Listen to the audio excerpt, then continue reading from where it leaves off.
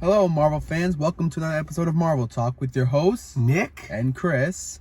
And we're here to review a very special animated show that we have loved and watched ever since we were kids. That's right, the first ever Spider-Man animated show. Yep, from the 90s. That's right, 1984, I believe? No, 1994.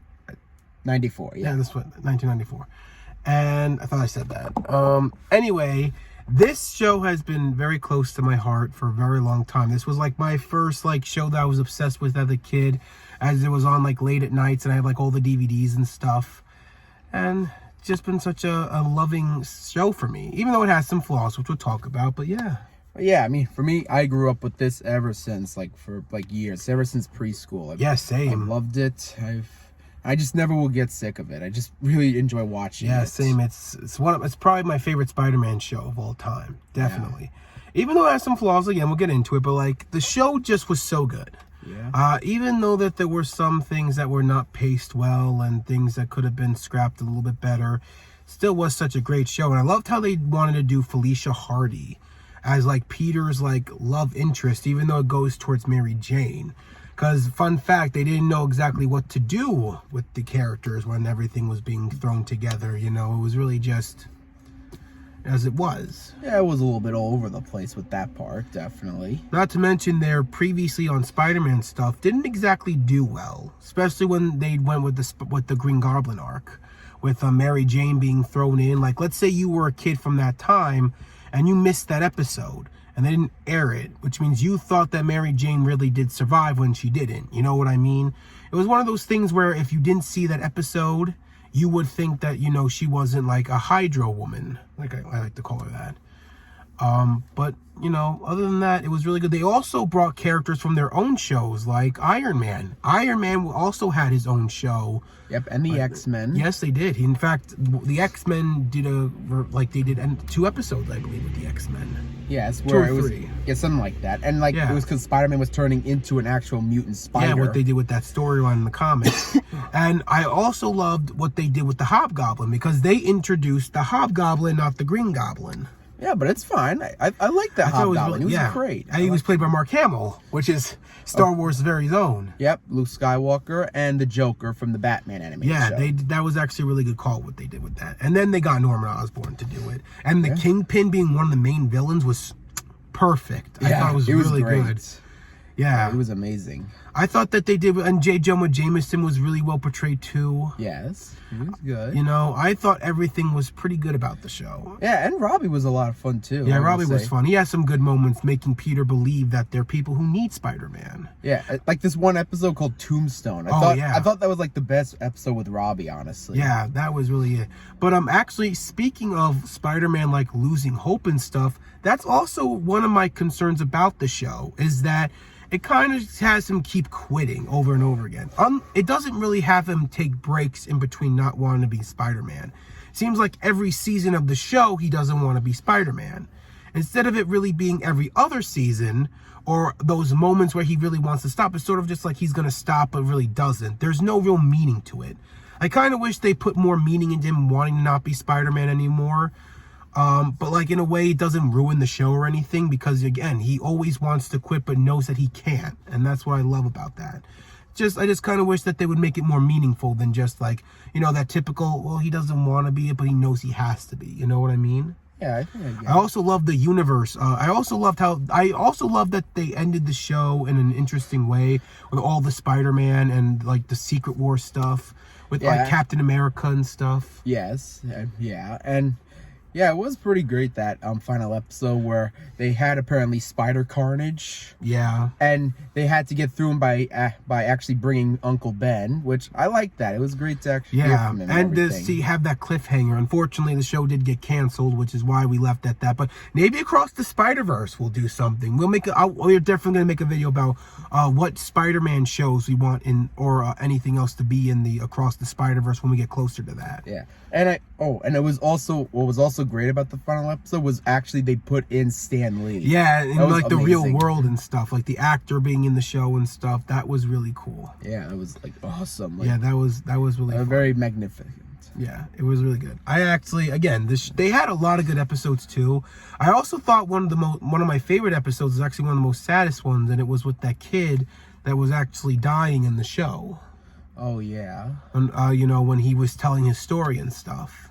I thought that was that was a very hard but really fun episode to watch in a way, Yeah. But it had a lot of great moments, the show. I think that him and Harry's relationship also, Peter and Harry's, was very not put together well. Yeah, it was like kind of like they didn't really make their dynamic best friends. It was really like Harry only hung out with jerks and occasionally hung out with Peter, and they tried to make them friends, but I didn't really see the connection of the friendship.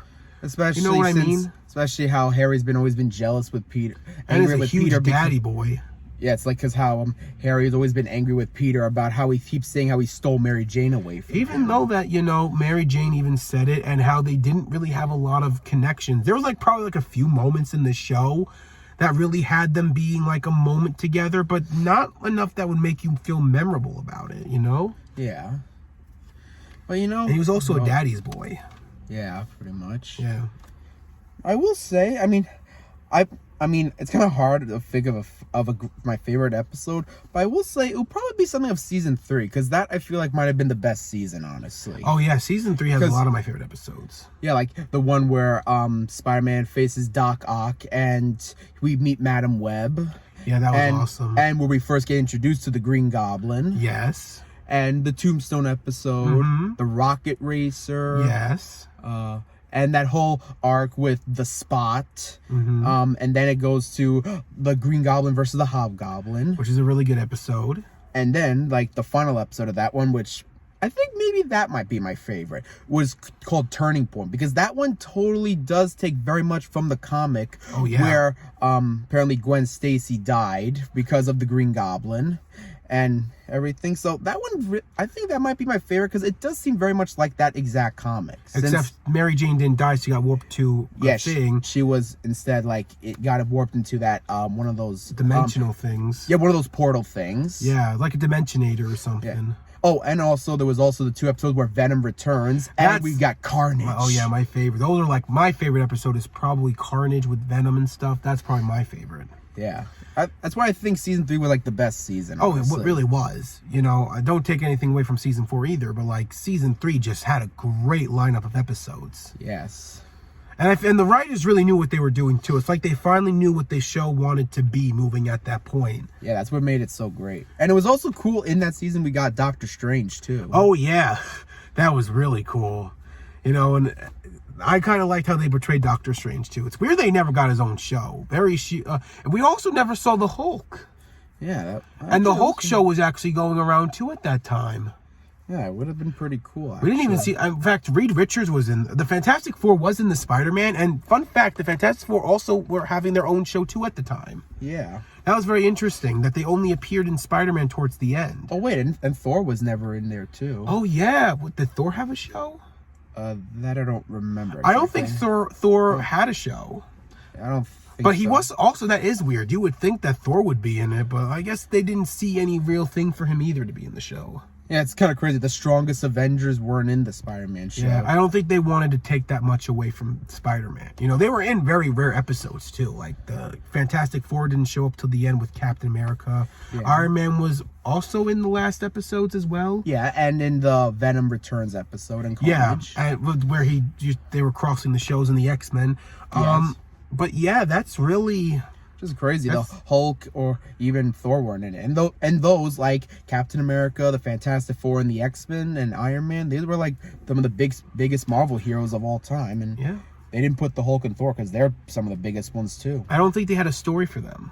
Maybe I feel like that they really were trying to. They knew what the show was going, and they didn't see them in there, which is fine. Yeah, maybe they just couldn't find something for those guys. I guess. And it was also cool how they got even the Punisher in there too. Oh yeah, and we got Morbius. Yeah. Which was basically my first introduction to the character. Yeah, me too, actually. I actually thought it was pretty cool. And what's so weird is that they really hinted at a spin-off show with him when he left with Blade. Oh yeah. And they never really did anything with it. They just Black Cat just said, yeah, we were about to kill his mom or something. And never really got that whole thing, but that was still pretty cool. All in all, the show, even with those few flaws that we said, was still a really great show. And Yes. still today, probably my favorite Spider-Man TV show, at least animated, and my favorite Marvel animated show. Nothing has Yes. really came across from that. I mean, there are a lot of good Marvel shows, which we're going to definitely talk about on this channel in the future. But this was kind of a big deal. This was kind Yeah. of like... I mean, I grew up with this. I also love can't take it away Spider-Man's from me. sarcasm. Yeah, it was Especially funny. in the first season when he's trapped to J. Jonah Jameson on the rocket. Yeah. And he does that fun quote thing. Oh, that was Yeah. so fun. I just think that they combine both the seriousness of Peter Parker and his comedic side. Yeah, comedic. Comedic Yeah. side. Well, yeah, I mean, that's what actually makes Spider-Man so great after Yeah, all. but here it was like golden. Like Yeah. it was perfect. Yeah, that's what makes actually Spider-Man like one of the best, like the absolute best, really. Like he combines some seriousness and humor. comedic, Yeah. and I love that. That's what makes him such a great character. Is even though he can be, funny, comedic, and charming, He can still be serious. he also has that serious side to him and sees the good in people and Exactly. stuff like that. So that's why. But yeah, that's really it, right? There anything you want to add? No, I don't think so. I think I covered everything I needed. Okay, well guys, this is the end of the video. All in all, the show was great. I really love it. It's a 10 out of 10 for me. Yep, 10 out of 10. And if you guys actually haven't, go check it out on Disney Plus. All the seasons are there. And Yeah. I think for you younger Marvel fans or someone who wants to watch a good Marvel TV show or haven't seen the show in a while, definitely go check it out. It's definitely worth it. Yeah, like you're gonna love it still, especially season 3. Yeah, we're recommending season 3. You'll really stay tuned for that one. But all in all, we love it. We recommend it still. If you haven't watched it in a while, go watch it. If you never saw it, go watch it still. It's a 10 out of 10 show, and well, yeah. And with that being said, we want to thank you guys so much for watching. If you are new to the channel and you want to keep updated on stuff, well, how about you go hit the subscribe button? And if you are new to the and if you did enjoy today's video, hit the like button. And we will see you guys on Friday. Yeah, okay. Yeah, right? Well, we do videos every Friday. Is there Yeah. anything else you want to add? No, I don't think so. Well then, ladies and gentlemen, we said what we had to say. It's a 10 out of 10 show. Like and subscribe, and we will see you for the next one. Excelsior. Enough said.